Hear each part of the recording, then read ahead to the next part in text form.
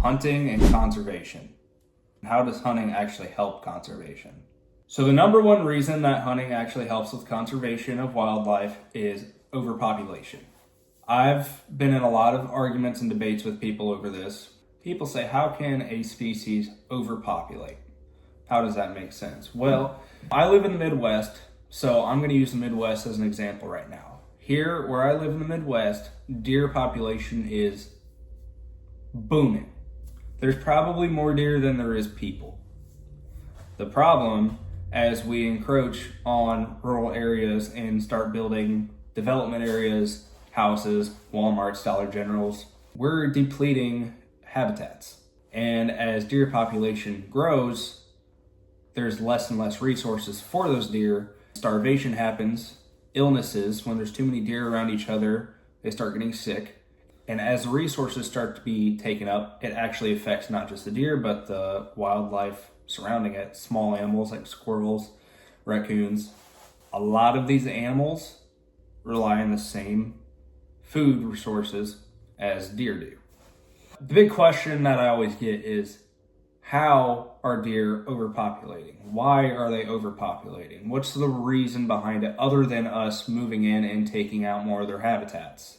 And the answer is a lack of natural predators. Especially here where I live, there is no wolves, there's no bears. We pretty much have coyotes, and that's really about it. Us humans are really the only natural predators that the deer have around here. So if there's no natural predators to worry about, they're going to start overpopulating. Think about it. Let's go back a couple centuries. Actually, further than that. What is the biggest threat to livestock? Wolves, coyotes, things like that, right? Over the years, over decades and centuries, predators have started to become almost extinct. In the past, they've been considered as pests because they attack livestock. They kill our animals. So as that population started to deplete, well, population of deer and other natural prey animals started to increase. So we've talked about overpopulation and lack of natural predators. I'm sure everyone's heard of organizations such as Ducks Unlimited, Pheasants Forever, the Rocky Mountain Elk Foundation, and many, many more. Who do you think funds those organizations? These organizations that, mind you, put millions of dollars into conservation efforts every year. And because of these organizations, wildlife numbers have exponentially increased, especially in species that have started to dwindle down in the past century. They're starting to make a massive comeback. These organizations are actually made up of primarily hunters. Another thing we got to keep in mind is that modern hunting, in today's day and age, hunting is so regulated. I mean, you have to have licenses. You have to take a class to even get your license in the first place. You have to get tags. You have to get permits. Limits on season, limits to how many animals you can harvest, bagging limits. There's also a limit on what kind of weapon you can use to do so.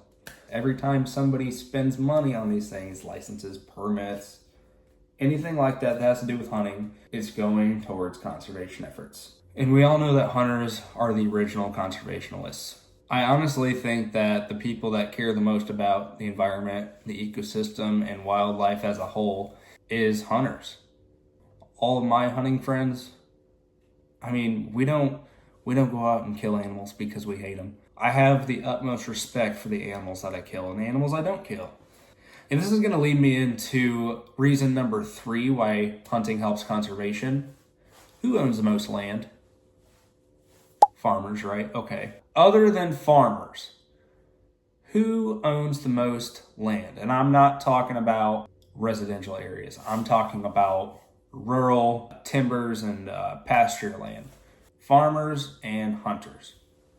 I don't typically see a whole lot of anti-hunting or animal activists going and buying land.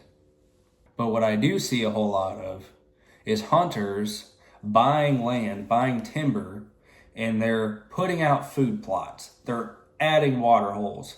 They're managing trails and making sure that property is livable for animals year round.